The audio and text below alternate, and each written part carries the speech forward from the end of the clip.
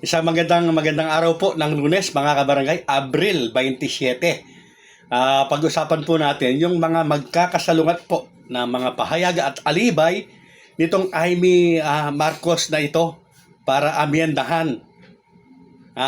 Para amyendahan po yung ginawa nila o naging batas dahil sa kanila itong Republic Act 12232 na nagtatakda po ng halalan sa November 2, 2026.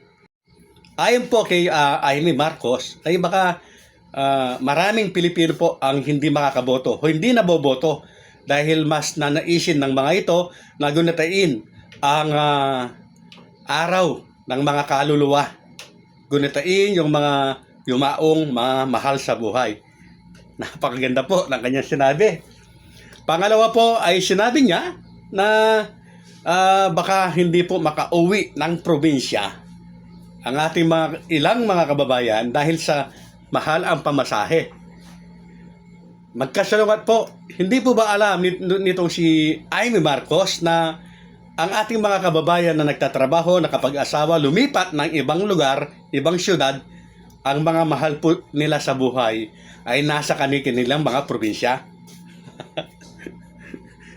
Sasabihin niya na mahal ang pamasahe, baka hindi na makauwi. Hindi nila mapupuntahan, magugunita yung kanilang mga mahal sa buhay na yumao. Magkakasalungat, hindi po ba mga kabarangay? Sa mga hindi pa po nakapag-subscribe sa aking channel, kayo po ay aking malugod na inaanyayan na mag-subscribe. Pakiclick po ang notification bell at all para palagi kayong updated sa aking mga bagong videos. At sinabi din po niya na napakahalaga po ng pagboto. Yes po, tama naman, napakahalaga ng pagboto. Pero bakit napakahalaga pala, Madam Amy, ng pagboto? Bakit mo inaatras na naman yan? Bakit mo naman yan pinopospon? Napakahalaga pala ng pagboto. Yan po yung ilan lamang sa mga magkakasalungat po na sinasabi nitong si Amy Marcos para lamang po ma-justify, mabigyan ng katarungan yung kanya pong ginagawa o kanilang ginagawa na pagpo-postpone po sa barangay at SK election, na ang tunay na layunin lamang po ay ang mahawakan, magkaroon po ng utang na loob sa kanila ang mga nakaupo. At may dadagdag ko lang po mga kabarangay, patungkol po ito sa mga SK. Tingnan po pag-usapan po natin uli. Sa mga kabataan naman po o sa mga sangguniang kabataan, ang alam ko po na pwede pong tumakbo ang 18 years old hanggang 24 years old. Ulitin po natin. Pwede kang tumakbo kung ikaw ay 18 hanggang 24 years old.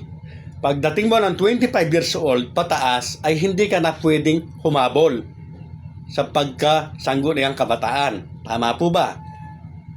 Ito po ngayon yung labag sa batas na nangyayari. Dahil po hindi ka pwedeng humabol kapag 25 ka na, overage ka na, nasa batas yan. Pero, nasa batas ba na pwede mong i-appoint na sangguniang kabataan chairman ang lampas na sa 25 years old? Ang lampas na sa 25 years old ay pwede mong i-appoint na SK kagawad. Hindi po ba nakakatawa mga kabarangay na may age limit po yung panunungkulan o yung paghabol ng mga barangay SK, pero nakakapag-appoint sila ng overage? Bakit po? Bakit nasabi yan? Mga kabarangay, yung in-appoint po nila na mga SK noong nagdaang postponement, overage na po yan, pero na-appoint pa. At ngayon po, lalo na silang overage ngayon. Pag na-extend na naman yan, mag-a-appoint o makakapag-appoint na naman sila ng sangguniang kabataan na overage. Hindi po ba magkakasalungat, mga kabarangay? So yan po mga kabarangay. Ganyan po kagaling ang ating mga mambabatas pagdating po sa paggawa ng batas na ang layunin na ay personal interest lamang po nila. Pero kung ang batas po na dapat sana nilang gawin ay para makatulong sa buong sambayan ng Pilipino, inaabot po yan ng taon, ng maraming taon bago maaprobahan.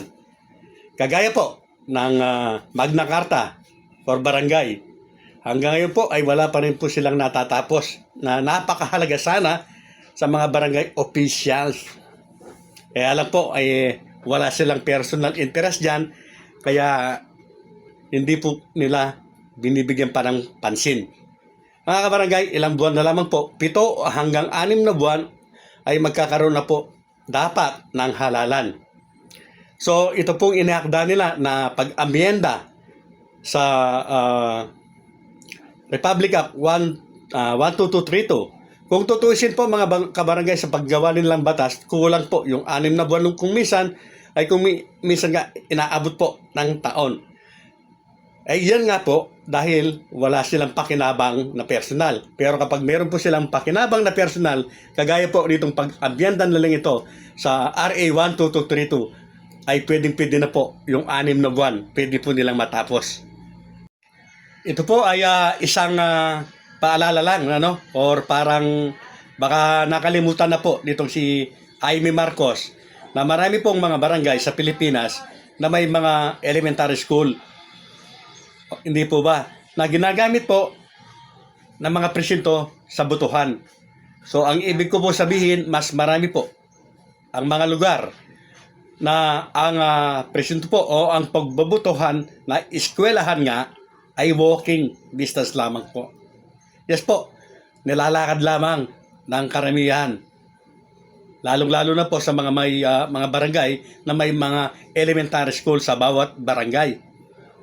Bagamat, mayroon din po na siyempre may mamasahe malayo sa kanila yung presinto.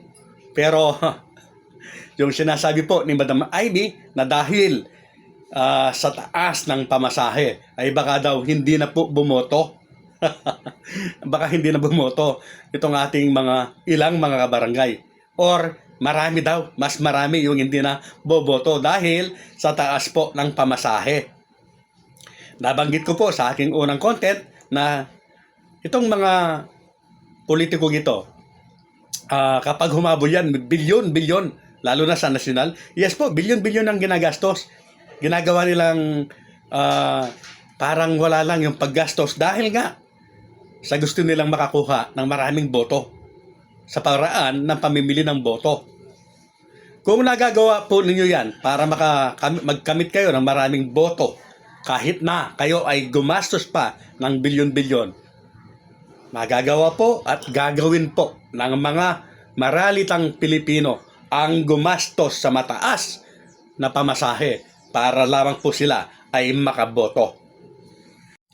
Mga kabarangay, noong maaprubahan po itong Republic Act 12232 noong nakaraan at napag-alaman nga na ang petsa na November 2 ay All Souls Day. Napakarami po nang nag-react. May mga eksperto po na nagsasabi na baka amyendahan ito dahil nga po tumama ng All Souls Day.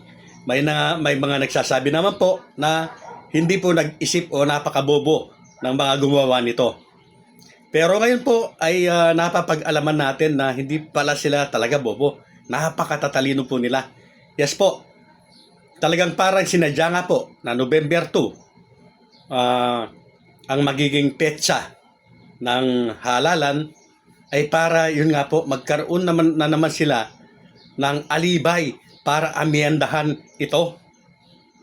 At lalong tumibay, naging matatag yung plano nila dahil nga tumugma o umayon ng kaunti sa kanila yung pagkakataon.